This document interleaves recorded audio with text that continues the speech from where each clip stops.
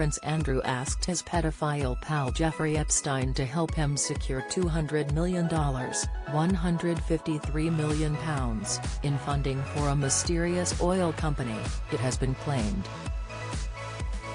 The allegation further undermines the Duke of York's reasoning to visit the American financier in December 2010, which he said was to break off their friendship.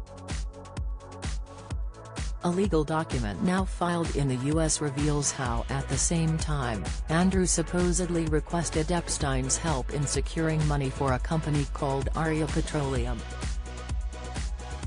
The papers form part of the civil case brought by the U.S. Virgin Islands against banking giant J.P. Morgan. No royal wants to live in Buckingham Palace, will it become royal elephant? Attorneys allege the bank was complicit in the crimes of Jeffrey Epstein, saying the sex predator gave high-ranking officials their money, advice and favors in exchange for looking the other way when he trafficked young women to be abused on his island getaway. The Virgin Islands is seeking at least $189 million £145 million in damages from J.P. Morgan over its ties to Epstein, who kept money at the bank from 1998 to 2013, according to a court filing.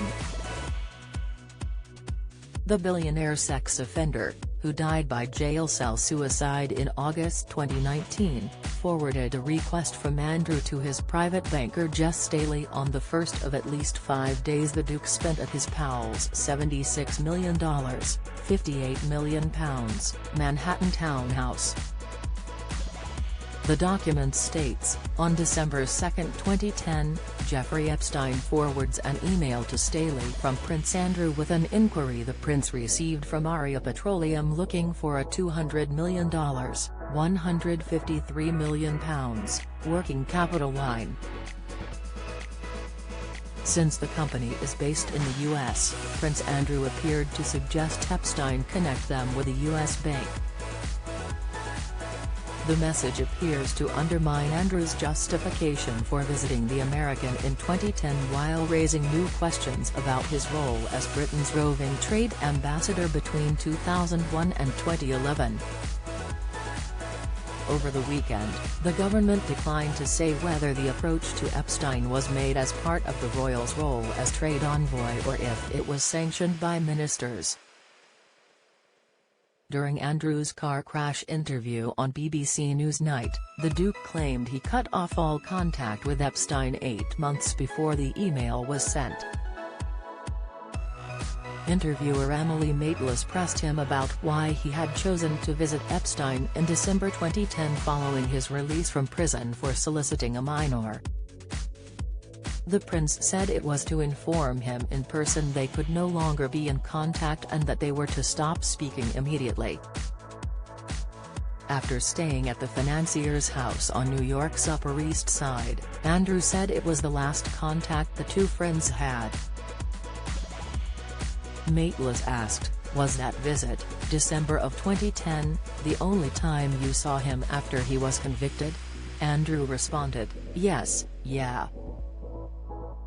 Pressed further, she then asked him, "Did you see him or speak to him again?" The Duke replied, "No." "Never since then?" she posed. "No."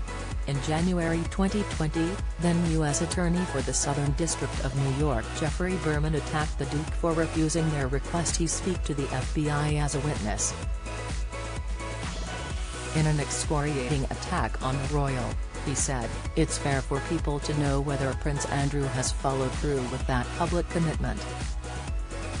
To date, Prince Andrew has provided zero cooperation. 5 months later, American investigators applied to the British government to hand over the Duke to give evidence. The U.S. Department of Justice made a formal Mutual Legal Assistance (MLA) request to the Home Office bypassing Buckingham Palace. An MLA allows cooperation between America and Britain when evidence needs to be gathered in a prosecution or investigation of criminal offences. If it was approved by the Home Office, the FBI could ask Andrew to be compelled to go to a British court to give evidence under oath as a witness. It would be up to the judge in the UK to decide if the hearing was in open court.